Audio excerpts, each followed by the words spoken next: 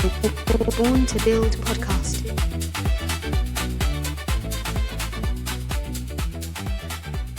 Welcome to Born to Build, conversations with the builders, founders, and pioneers driving change from the ground up, giving you the tools to build and grow your business. My name is Sam, and today I'm chatting with Mel Martin. Mel is the founder of Sales Intel and a seasoned sales strategist who helps entrepreneurs turn inconsistent revenue into predictable growth. With decades of frontline experience, she equips founders and teams with practical systems, confidence, and now also AI-powered tools to sell smarter, not harder. Welcome, Mel. Great to have you on the show. Oh, thank you, Sam. I'm really looking forward to it. Mel, your story starts in the trenches of sales long before Sales Intel. Can you share with us how those early experiences shaped your philosophy on selling? Well, my sales journey started shortly after leaving high school. I was driven by necessity. I had to get a job and I had to get a car, and the only profession in those days actually was sales. However, I had a problem. I had a big problem. You see, I was a very shy introvert. I actually didn't even like people. I preferred animals. So yeah, I was in a job that I definitely was not equipped to do. Fortunately, I was given the training from the company, which helped me a lot. And then in my mid-20s, I became a Jehovah's Witness. And we know that the trademarks of a Jehovah's Witness is actually their door-to-door ministry. So we were taught the whys and the how-tos on a weekly basis. And over the years, I've actually applied those principles in my career and, of course, also attended many sales courses. And the result? Well, today I consider myself actually an ambivert. And that is something which is in between an introvert and an extrovert. And I must say, it's a place that I feel very, very comfortable with. And not only did my sales experience get me out of my shell, but today I actually love people. I love connecting. I love growing. So what is my philosophy on sales? It's all about the person and how I can make life better for him or her. And the byproduct of this is that I get the satisfying feeling of actually signing a deal and making money. So it's a win-win. Brilliant. So what was the moment or insight that made you realize you wanted to shift from doing sales to teaching and coaching others? Obviously, that came much later. What was the thing that stirred it? Well, this is a very interesting question because, yes, there was a definite moment when I realized that I actually love teaching and coaching others. And it came after many years with the same company that I got promoted into a sales management position. And fortunately for me, during that time, the company invested in a new sales training and coaching program. And of course, that answered all my questions on what and how to train and coach. It was super fun to take the sales training and then develop the coaching structure, which I could do with my team. And I loved the way the team responded in a positive way. Really, Sam, I had the wind was in my sails at that time. Have I stopped doing sales? No, not at all. Now that I have my own company, I find that I'm actually selling more than ever. So even today, I love sales, and I have to keep practicing my sales skills, while I teach and coach. But I must say, I don't have a minute of boredom in my life. And you've created, I guess, more recently, the Sprint with AI program. Tell us what that is and how AI really fits into modern sales training nowadays. Well, Sam, improving your sales skills is like eating a big elephant. How do you do that? How would you eat a big elephant? Well, I know the saying, so one bite at a time. Very good. So exactly, the Sprint program is designed to take one bite at a time to improve your sales skills. And what does it stand for? So S is strategic planning, P is your probing questions, R is relationship building, I is innovative solutions, N is navigating objections, and T is tenacious closing. So we see that it goes through each phase of the sales cycle. The program is either a 6 to 12 week course, And each week I give training on one letter. And this ensures that the trainee has enough time to absorb and also implement the sales skills one bite at a time. How do I use, and of course, AI is incorporated in each training session. How so? Like, how does that, what does that look like? So it's interesting because I teach the person, for example, when you do strategic planning. So we would use AI to develop a, a, a weekly schedule for the person. So the person would put in their reoccurring meetings, their reoccurring work that they need to do, and AI would help to generate a schedule that incorporates all of those things. So that's just one of the Mm. practical ways that we actually use AI. Yeah. Right. Yeah. So you're actually also equipping, founders, salespeople to use AI well in their work. It's almost two skills that they learn at once. Yeah. Right. Now, talking about founders, they struggle with consistent revenue growth, right? Many people do. What are the first three things every entrepreneur should fix in their sales process if it's broken? Well, the first number one is your lead generation. We know no sales, no business. That is the bottom line. So sales is the lifeblood of any business. And let's not forget that people buy from people. So my advice there is get known, post on LinkedIn, Facebook, wherever you advertise. The latest research on social marketing is that people will only recognize you after they've seen you for 11 times. Also, Oh, people are not interested in companies. They're interested in people. So become the expert in your field, write articles, post blogs, show videos, draw people in that way. So that's number one. Number two is your lead conversion. Develop your own unique sales process from the moment that the lead comes through your door to when you signed up. And also practice your sales skills through each of those of your steps of your lead, of your sales process. And then finally, number three is to make sure that everybody in your company knows the sales process and is actively aware of their part in it. For example, you don't want to do a great job and then your prospect phones into your company and your receptionist is bored and uninterested. So you mm, want to ensure that everybody knows the outcome of the sales goals and mm. importantly, what is it in for them? What are they going to get out of it? No, that's brilliant. Like having everyone bought into the same vision, including the Mm. receptionist or anyone that's part of the business. I think that's so important and so key. You mentioned the lead generation. Any tips, any ideas for generating leads? Especially in the modern age. But yeah, so any tips for maybe starting entrepreneurs starting out? Where do they even start? That's it. Sometimes a lot of times an entrepreneur has a brilliant product or service and they tend to want to hide behind the company. They put out all the marketing material and it's all about the company. We need to Mm, realize that people are not interested in companies. They're interested in people and right. people want to buy from experts. So become the expert in your field and let people know that you're the expert in your field. So if you're a Mm, plumber, in your area, make sure that everybody in your area knows you got a plumbing problem. Phone Jack. He's the expert. He's the only one that you can go to.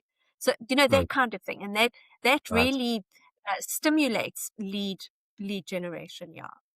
Um, how do you help business owners diagnose their sales blind spots? Obviously, like there's got to be some.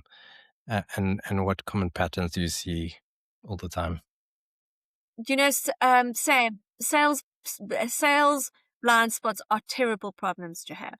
I even Mm, have a coach that I go to that looks out for my blind spots. Otherwise, I myself won't improve. So to help yeah. others, I've developed a very simple yet powerful scorecard. It takes Mm, only 3 minutes and it asks really deep questions on every stage of the sales cycle. And it helps business owners to see their sales blind spots. It also gives immediate recommendations and quick fixes, and it's free of charge. So please have a look at it, because you see the pattern that I see time and again is that business owners have this brilliant idea. They spend an enormous amount of time developing the product or the service, and it never gets off the ground because they don't know what their sales blind spots are. So please take the scorecard. It's free. Hmm. Cool. Yeah, I'll link to that to your website in the description afterwards. Yeah. But sounds good. Mm. Um, let's Mm. talk about a little bit about the kind of the personal side. You talk about people buy from people. Talk to us about confidence and mindset in sales. How much of selling is actually skill versus confidence, and how do you help people shift? This is a very good question. And I'm going to respond with a question. How do you get confidence? You Hmm. know, Sam, I would make millions if I could sell a confident tablet. Take 2 a day and you'll have instant confidence and you can smell anything. Maybe even do public speaking. We know how nervous people are about public speaking. But Yeah. in reality, to sell, it's to sell well requires huge amounts of confidence. And that's why I've Hmm. developed the sprint program to include weekly assignments, which allows time for the trainee to put new sales skills into practice and thus develop the confidence through practice. As I'm sure, Yeah. Sam, when you started podcasting and presented your first podcast, you probably had a lot more butterflies than you do today. Okay? So it takes time, it takes practice, and even some more practice to develop that confidence. Yeah. So I guess just getting out there, Mm. practicing. Do you have any tips for how to get out there in the first place? How do you practice confidence? Is there a way to do it that is less maybe risky, or do you got to just dive in the deep end? That's it. Sometimes you do, but always, just reflect after you've had a meeting with your client and say, okay, well, how well did I do? Did I ask good questions? Did I jump to conclusions? So score yourself every time that you go out, because that you ask how well you've done and where you can improve. Because in Hmm. that way, you start to build your confidence. Yeah, Hmm. it's a process. Now, tools and tech are everywhere, but what other human skills founders should prioritize before getting, all these fancy tools? Honestly, all the human skills the founders need line up perfectly in the sprint program. Tools are great, but the sprint program is actually what moves the deal forward. So let's just have a look at, for example, strategic planning. Before you Hmm. buy anything, you need clarity. You need to know who you're selling to. You need to know why you're selling, and you need to know how to prioritize. No tool can actually do that thinking for you. Probing questions. This is a real pure human connection. And great discovery comes from curiosity. It's not going to help you with software props as such. Relationship buildings. If you think you could get yourself a CRM, um, but really your early customers actually buy you first, and their trust and follow through beats any CRM that you could purchase. So just going through the different steps in the sprint program really shows us that your sales skills is the human engine. So, and Hmm. once that is solid, then your tech tools just help you to go faster. That's all. So, Mel, take me through the process I'm going to make it quite personal. I'm starting a business, 127, a business process automation consultancy, trying to help build businesses with AI. Mm. Where do I start in terms of like, I want to get out there, I want to network, I want to, start gaining some more clients. Yeah, help me think through where do I get started with sales? This is an important question for you to answer, because if you don't get it right, you could lose a lot of good opportunities. And that's actually also why the program starts with strategic planning. In this Mm. powerful session, we learn the skills of time blocking and even time boxing to ensure that you keep the balance of the outreach. So making sure that you're networking, you're doing your LinkedIn, and then also the inbound sales activities. Um, we also discuss the concept of eating the frog. Have you heard of that? I have heard there's a book about it, but I haven't read it, to be honest. Awesome. So yeah, if you want to know more about it, yeah, get on the sprint program, and that's where I help to as I said, to do your planning. Yeah, because we don't want you to uh, focus too much, spend your time on one area and not the other. Mhm. Mm. So you just mentioned strategic planning, thinking through how I'm going to go about selling, very specific to my context, um, Exactly. and join your course. What what if someone can't join your course right now? Any other tips for people starting out? Yeah, in sales, just like Okay. how do you get started? So you most welcome to join my Recharge and Ignite the sales Hmm. coaching training that I do on a Tuesday. So it's almost a lightweight session that we have, and I'll go into that in detail a little bit later. But Hmm. yes, join that because that's going to give you the sales skills per letter in the sprint program, and also just bite size so that you can start to apply that, think about it, apply it. Yes, so that is what I would recommend if you don't have the time to do a full course. Right. Okay. Where do you see AI as most helpful in a startup sales process? And also on the flip side, where should founders be cautious? I see AI as being very helpful in the startup sales process because, even the free versions of Copilot, ChatGTP, etc., can help create professional marketing content, proposals, and even email responses that really articulate clearly and concisely the message that you want to bring across. Of course, we all need to be not to become too complacent with it and just accept every word that AI generates for you. So it's really our responsibility to read each sentence and to make sure that we are actually 100% happy before sending that information out.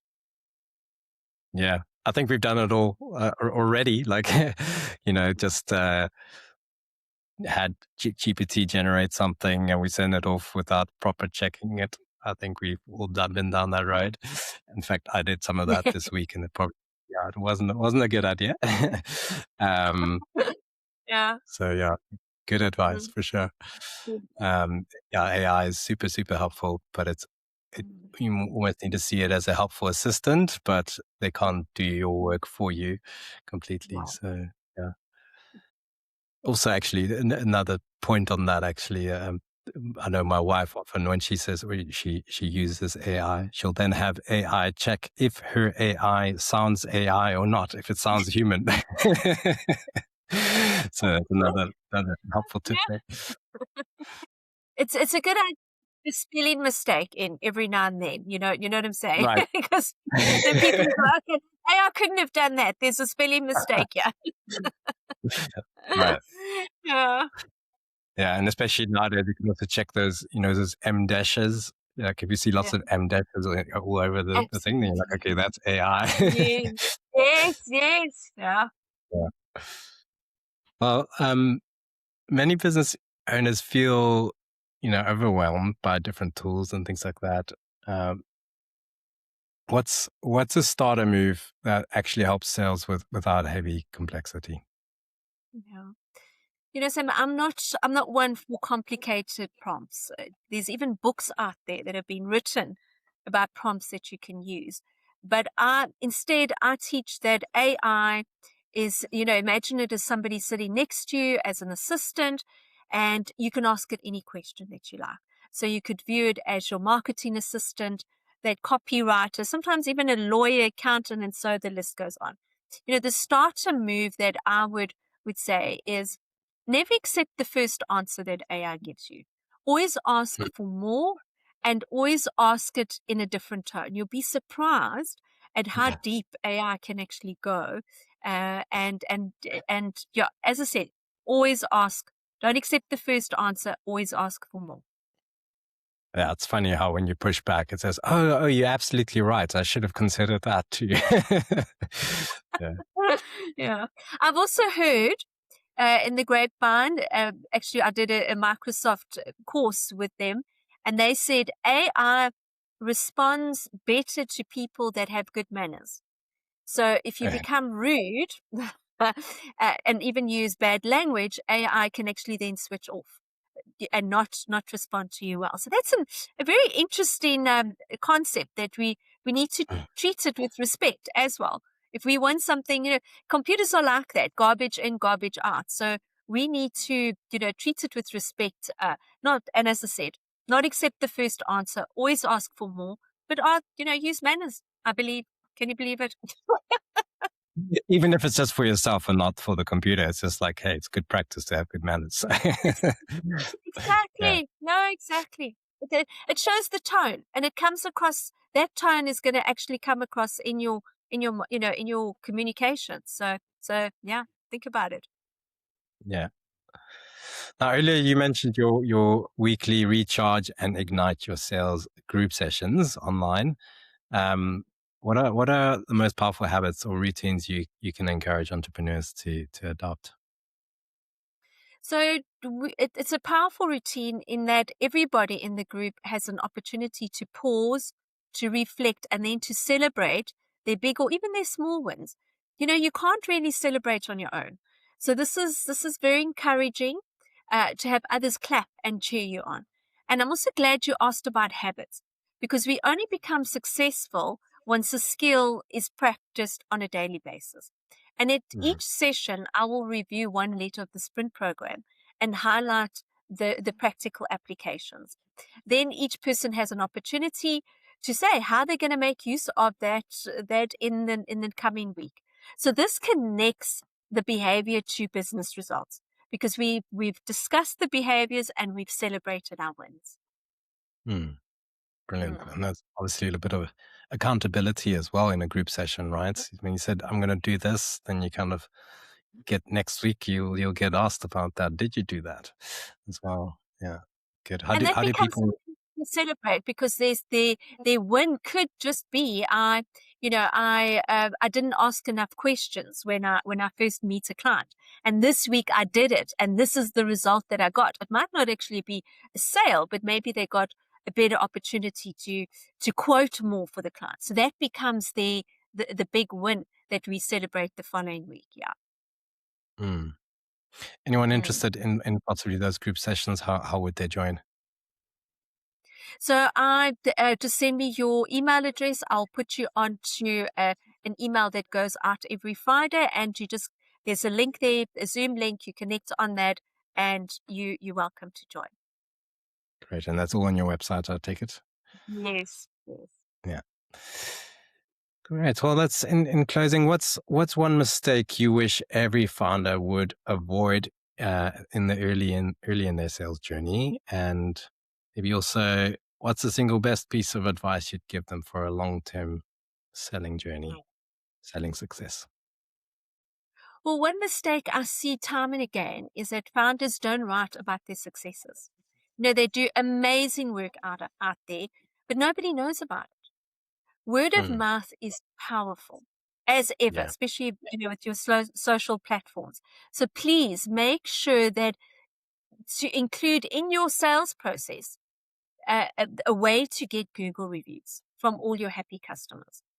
And the Mm, last bit of advice that I would give for long-term selling success is keep learning, keep growing, because when you grow yourself, you actually grow your business. mm. I love the Mm. celebrating bit. I think we so quickly when we have a success, we have a win, we quickly Mm. move on to the next one, and we don't actually take the time and the energy to just enjoy the view, enjoy you've been climbing this mountain, and just turn around and just enjoy it for a second, enjoy the win, celebrate together. I think so important. What have you seen, like maybe in some of the people you worked with, the teams that you work with? What do people do to celebrate? Like, I'd be interested to see like what interesting ceremonies people might have. It's a difficult one because I find that people they don't celebrate, and sales can feel like you're a hamster, just on this treadmill going around and around. And it's because you just reach your target, and then you got the next month it all starts all over again.